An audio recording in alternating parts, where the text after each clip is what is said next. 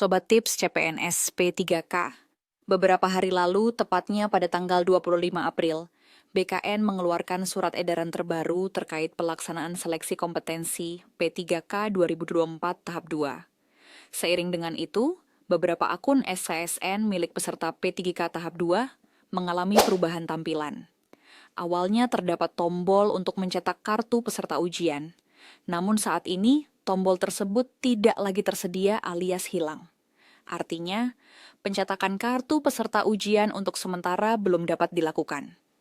Pada video ini, kami akan memberikan update informasi terbaru, yaitu siapa saja yang termasuk dalam kriteria peserta tes P3K tahap 2. Seperti yang kita kutip dari JPN Jakarta, peserta tes P3K tahap 2, di titik lokasi Badan Kepegawaian Negara BKN Mandiri harus mencetak ulang kartu ujiannya. Artinya, teman-teman yang terdampak perlu memperhatikan informasi terbaru. Deputi Bidang Sistem Informasi dan Digitalisasi, Manajemen ASN Co. Sonra SNBKN Suharmen mengatakan bahwa pihaknya telah menerbitkan surat tertanggal 25 April, yang sebelumnya telah kita baca di awal mengenai pelaksanaan seleksi kompetensi P3K tahap 2. Ia menegaskan bahwa penyesuaian hanya dilakukan pada titik lokasi Mandiri BKN. Sedangkan titik lokasi BKN, UPT, maupun mandiri instansi, pelaksanaannya tetap sesuai jadwal. Deputi Suharmen juga meminta para tenaga honorer yang akan mengikuti tes P3K tahap 2 agar tidak bingung dengan adanya surat penyesuaian jadwal tersebut. Tidak usah bingung, suratnya sudah sangat jelas, tegas Deputi Suharmen, gas. Ia menambahkan bahwa para honorer bisa mengecek kartunya. Jika lokasi tes belum tercantum, maka itu berarti lokasinya memang belum ditentukan. Nantinya, peserta yang terdampak penyesuaian jadwal P3K tahap 2 harus mencetak ulang kartu ujian dengan titik lokasi yang lebih jelas alamatnya. Intinya, untuk titik lokasi Mandiri BKN akan diumumkan ulang, sedangkan titik lokasi BKN, UPT, dan Mandiri instansi tetap sesuai jadwal, yaitu dari tanggal 22 April hingga 16 Mei 2025.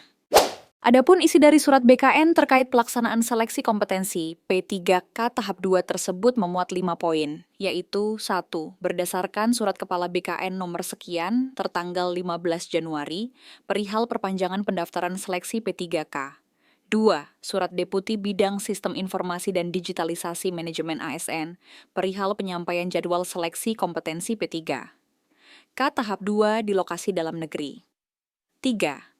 Agar pelaksanaan seleksi kompetensi P3K tahap 2 berjalan optimal dan karena terbatasnya waktu penyediaan sarana serta prasarana yang memadai, maka pelaksanaan seleksi pada 53 titik lokasi Mandiri BKN yang semula dijadwalkan dimulai pada 29 April, dilakukan penyesuaian jadwal pelaksanaannya.